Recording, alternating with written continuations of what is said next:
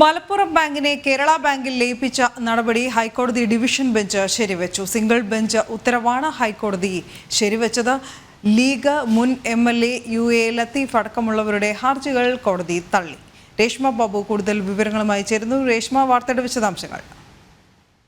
നേരത്തെ കേരള ബാങ്കിൽ മലപ്പുറം ജില്ലാ സഹകരണ ബാങ്കിനെ ലയിപ്പിച്ച നടപടി ഹൈക്കോടതി സിംഗിൾ ബെഞ്ച് ശരിവെച്ചിരുന്നു. ഇതിനെതിരെ ലീഗിന്റെ മുൻ MLA ആയിട്ടുള്ള UA ലത്തീഫും 93 UDF നേതൃത്വത്തിലുള്ള ബാങ്കുകളുടെ പ്രസിഡന്റുമാരുമായിരുന്നു ഹൈക്കോടതി ഡിവിഷൻ ബെഞ്ച് മുൻപിൽ അപ്പീൽ നൽകിയത്. ഇവരുടെ അപ്പീൽ ഹർജികൾ ഹൈക്കോടതി തള്ളിക്കൊണ്ടാണ് മലപ്പുറം ബാങ്കിനെ കേരള ബാങ്കിൽ ലയിപ്പിച്ച നടപടി സിംഗിൾ ബെഞ്ചിന്റെ ഉത്തരവടക്കം ഹൈക്കോടതി ഡിവിഷൻ ബെഞ്ച് ശരിവെച്ചിരിക്കുന്നത്.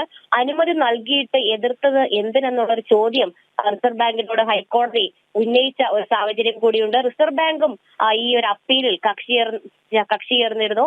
എന്തായാലും ഭേദഗതി അസാധുവാക്കണമെന്നുള്ള ഒരു വാദമായിരുന്നു RBI ഹൈക്കോടതിയിൽ മുന്നോട്ട് വെച്ചത്. ഒപ്പം തന്നെ ലയനത്തിന് കേവല ഭൂരിപക്ഷം മാത്രം മതി എന്നുള്ള കാര്യം ഹൈക്കോടതി അഭിപ്രായ പ്രകടനം എന്നുള്ള രീതിയിൽ പറയുകയും ചെയ്തിട്ടുണ്ട്. ഒപ്പം തന്നെ സഹകരണ നിയമത്തിലെ എല്ലാ ഭേദഗതികളും ഹൈക്കോടതി അംഗീകരിക്കുകയും ചെയ്തു.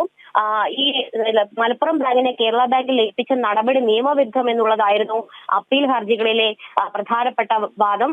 പക്ഷേ സർക്കാർ ഇക്കാര്യത്തിൽ വലിയ രീതിയിലുള്ള എതിർപ്പ് ഹൈക്കോടതിയിൽ പ്രകടിപ്പിച്ചിരുന്നു. അതായത് ലയന നടപടികളൊക്കെ തന്നെ ആരംഭിച്ചൊരു സാഹചര്യത്തിൽ വീണ്ടും അതിലൊരു ഇടപെടൽ ഉണ്ടാകുന്നത് നിക്ഷേപകരെ ബാധിക്കുമെന്നുള്ള ഒരു നിലപാടായിരുന്നു സംസ്ഥാന സർക്കാർ ഹൈക്കോടതിയിൽ സ്വീകരിച്ചത്. എന്തായാലും കേരള ബാങ്കിൽ മലപ്പുറം ബാങ്കിനെ ലയിപ്പിച്ച നടപടി അത് സിംഗിൾ ബെഞ്ച് ശരിവെച്ച നടപടി കൂടി ഹൈക്കോടതി ഡിവിഷൻ ബെഞ്ച് അനുവദിച്ചിരിക്കുകയാണ്. സർക്കാരിനെ സംബന്ധിച്ച് ഏറെ ആശ്വാസം നൽകുന്നതാണ് ഡിവിഷൻ ബെഞ്ചിന്റെ ഇടപെടൽ.